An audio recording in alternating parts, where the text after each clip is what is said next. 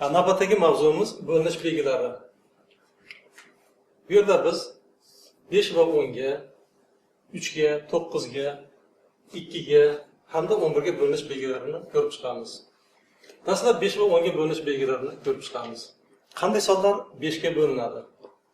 Agar sonning oxirgi raqami 5 yoki 0 bilan tugasa, bu son 5 ga bo'linadi. Faqat shu ikkita raqam bilan tugaydigan sonlargina 5 ga bo'linadi. Boshqa sonlar 5 ga bo'linmaydi. Misol keltiramiz. 15 5 ga bo'linadi, chunki bu son 5 bilan tugayapti.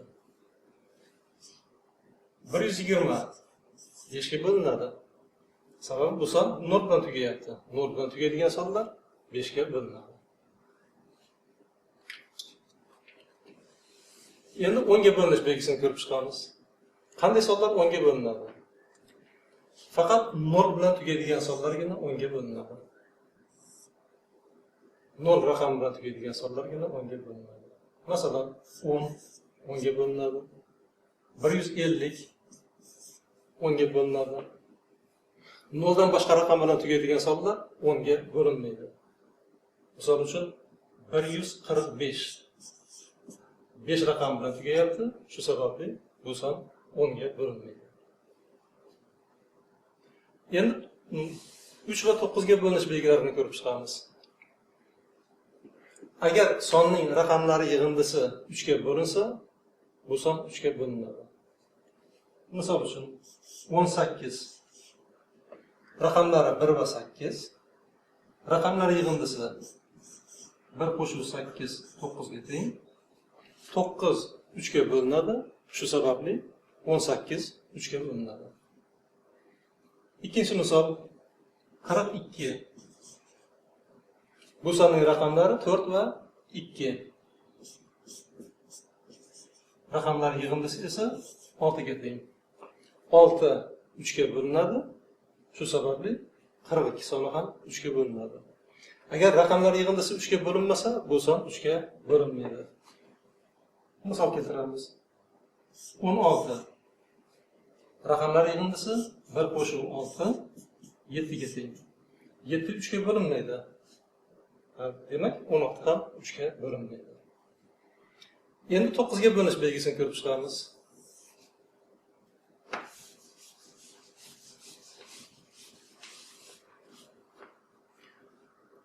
Bu yerda ham agar sonning raqamlar yig'indisi 9 ga bo'linsa, u holda bu son 9 ga bo'linadi.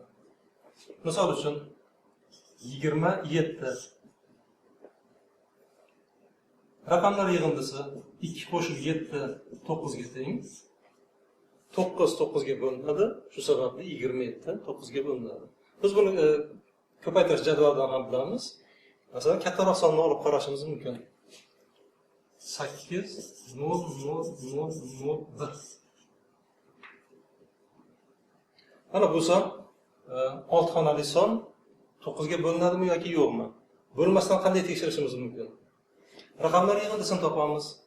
Raqamlar yig'indisi 8 qo'shib 0 qo'shib 0 qo'shib 0 qo'shib 0 qo'shib 1. Raqamlar yig'indisi 9 ga teng. 9 9 ga bo'linadi. Shu sababli mana bu son ham 9 ga bo'linadi. Agar raqamlar yig'indisi 9 ga bo'linmasa, u son 9 ga bo'linmaydi.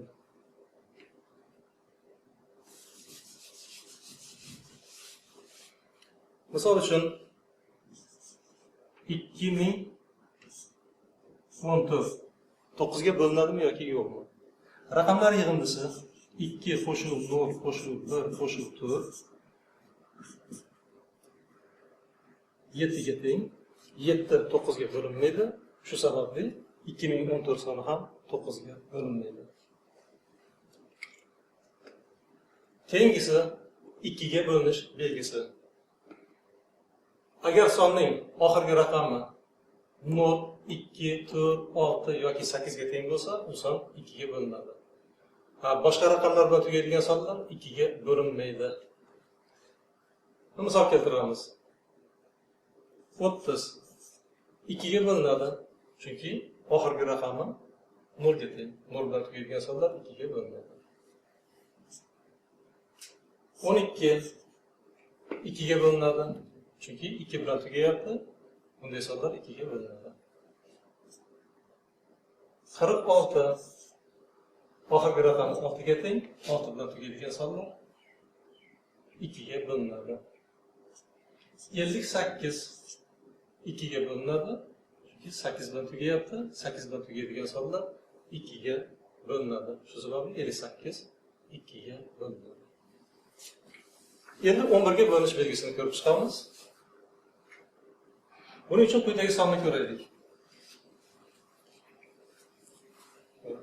Bu yerda sonning toq o'rindagi va juft o'rindagi raqamlari yig'indilarini ko'rib chiqamiz. Juft o'rindagi raqamlar yig'indisi 2-o'rindagi, 4-o'rindagi va 6-o'rindagi raqamlar yig'indisi. 9 qo'shuv 8 qo'shuv 8 25 ga teng. Endi toq o'rindagi raqamlar yig'indisini topamiz. 1 0 2 ya'ni 1-chi, 3-chi, 5-chi o'rindagi raqamlar yig'indisi.